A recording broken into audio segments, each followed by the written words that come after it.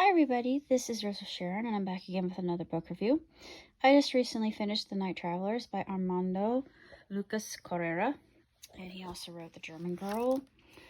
And this is a very interesting story about World War II, and there were people who were of mixed heritage.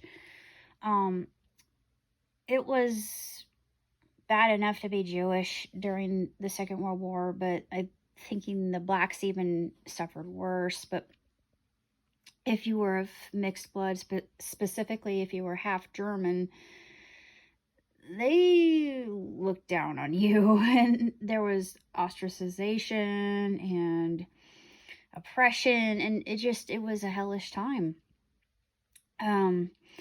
But it speaks about a mission called Operation Pedro Pan, which actually happened. So there's some historical fact here. A lot of people fleeing, and there was quite a bit of tragedy, excuse me, involved in the telling of this story, and it spans over a long period of just years of time, and you see how things change and how things develop and who survives. And there's a reason why this is called The Night Travelers, but I'm not going to get into that too terribly much, although I had to look this up because I thought that it was speaking a little bit about Mary Oliver.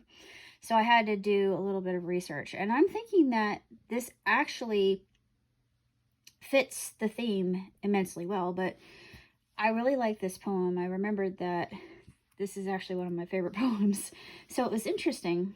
So I'm going to go ahead and read the poem. It's called The Night Traveler. It was written by Mary Oliver years ago, and The Night Traveler is a book that they have, and I'm pretty certain that it gave them impetus to continue and hope, because just listen to the poem here. Passing by, he could be anybody, a thief, a tradesman, a doctor, on his way to a worried house. But when he stops at your gate, you know it's just not anyone. It is the night traveler. He has a gift for you, but it has no name. He holds it in the moonlight, and it sings, like a newborn beast, like a child at Christmas. All night, all your life, if you are willing, will hold you like a mossy jaw, a bath of light, and answer. Yeah, it's very powerful, and that's what they were waiting for. They were waiting for that answer. And also there's another reason why it's called that, but as I said before, I don't want to expose plot too terribly much without giving it away. This is a fantastic book. It is exceptionally written, and I'm actually going to read about Mr. Carrera here because I did not know this writer, but back leaflet. Okay, Armando Lucas Carrera is an award-winning journalist, editor, author, and also recipient of several awards from the National Association of Hispanic Publications. Makes sense as well, and immensely deserved, if I may so say myself, and the Society of Professional Journalism. He is the author of the international bestseller, The German Girl. I've actually heard of that, which has been published in 15 languages, as well as The Daughter's Tale. He lives in New York with his partner and 3 children. Well, yeah. If you are like me and completely just enthralled with World War II, then read this, because it's a different story based on how people who were mixed race, how they were treated. And you know, it's less so today, but it's interesting to see this depicted in other things, because I've seen colorism, and it just it irritates me because I don't think that should even exist. But I've even seen it in Hindi film when they bleach their skin because it's the vogue thing to do, and the lighter the better, and apparently it's a sign of status. And I thought, what? It just it baffled me. I was a little bit surprised. I thought, you really think that people like myself have that much privilege? You're living in a different realm than me, but granted, it's all based on perspective, and I guess it depends on where you grow up, but I think for the most part in this day and age, in our country, in America, I should say, I think most Americans live a very privileged lifestyle. And there are others that would do anything to get it. That's actually become very common recently, but there's a lot to be said about that theme of colorism and racism, the whole eugenics horror that it was. It is just, it's terrible. And Indiana had quite the mar on it, to be honest, because it went through a period of time where it was the eugenics capital of the world. Sad to say.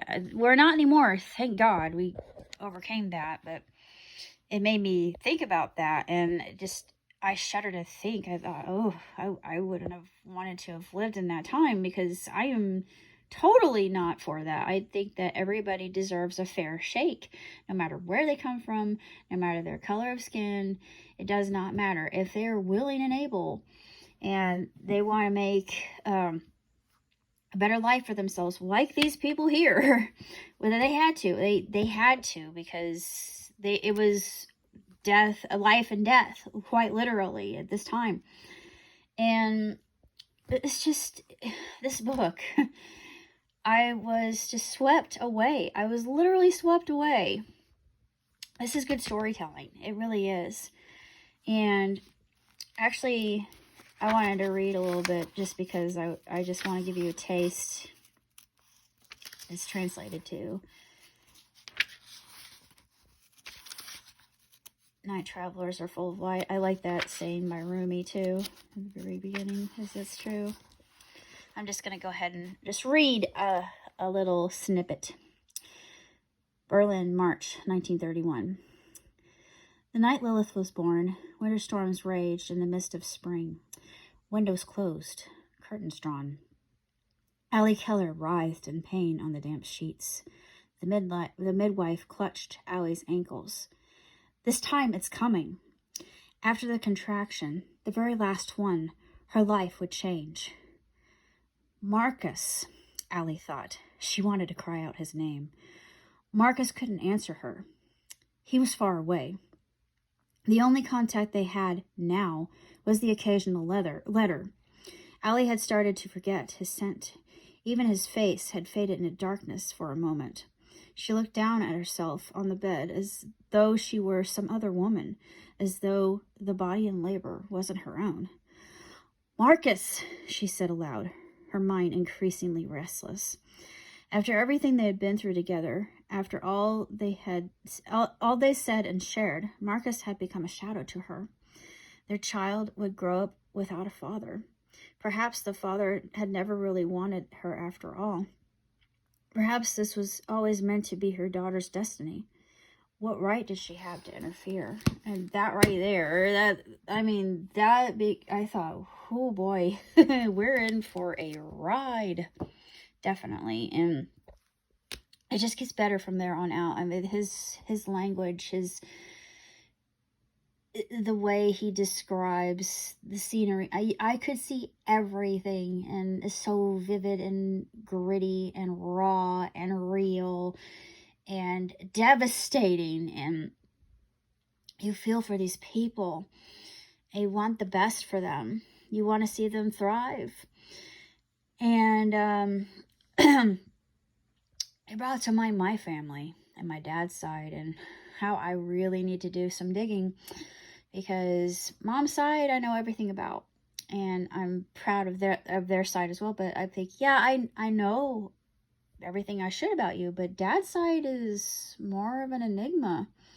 And dad always told me that our family had to leave Germany. So I'm thinking, yeah, he said because Hitler was rising in power, but there's something about that. I don't know why. I kept telling him, I said, Dad, are we Ashkenazi? He's like, I know. And of course I asked somebody on, Ancestry if we were, and she said no, because you have to have a female relative who is Ashkenazi. I'm like, but what if we have like a distant relative who is or who was? I still think by proxy that makes us Ashkenazi. So I don't know.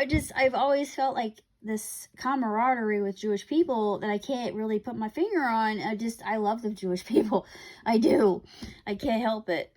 This is the way they are, and I mean, I'm like you, and I understand your struggle and what you've been through, and how you just continue to go, and their tenacity and their humor, and I get it. I mean, I totally get it. And the way they tell stories, I tell the stories the same way, and yeah, there's so much in common here. And I get Jewish jokes, and I'm not Jewish. Is the words I'm like, oh my gosh, that's hysterical. I understand, but I find that humor, it's fairly similar across the board.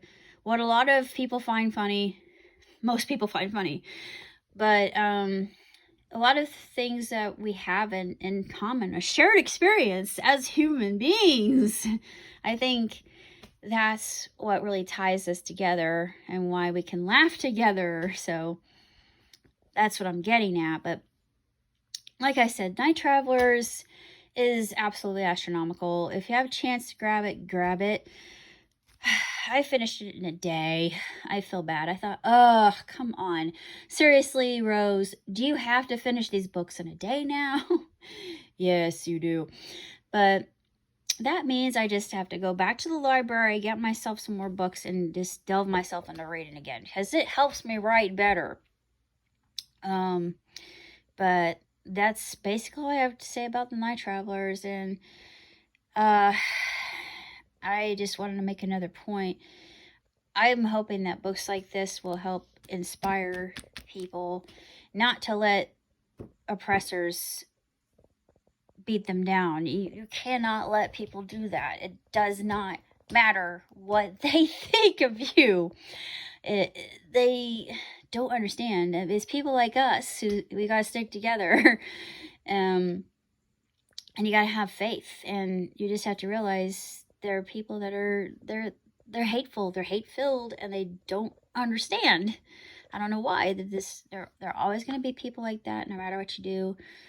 And I prefer to just be surrounded by people that have good character, who are my family, and I love dearly. And I mean, I was talking to one of my friends not long ago, and he knows that I am totally not racist at all. So I mean, you'd be hard pressed to hear any racist thing coming out of my mouth. But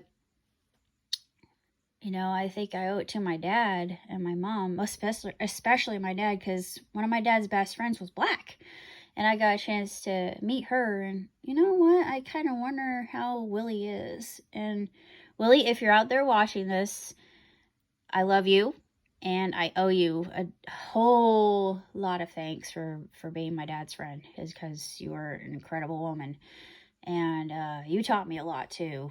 So you were kind of like one of my best friends of all time, and I just hope that you're doing well. Hopefully you're still out there and we can reconnect somehow.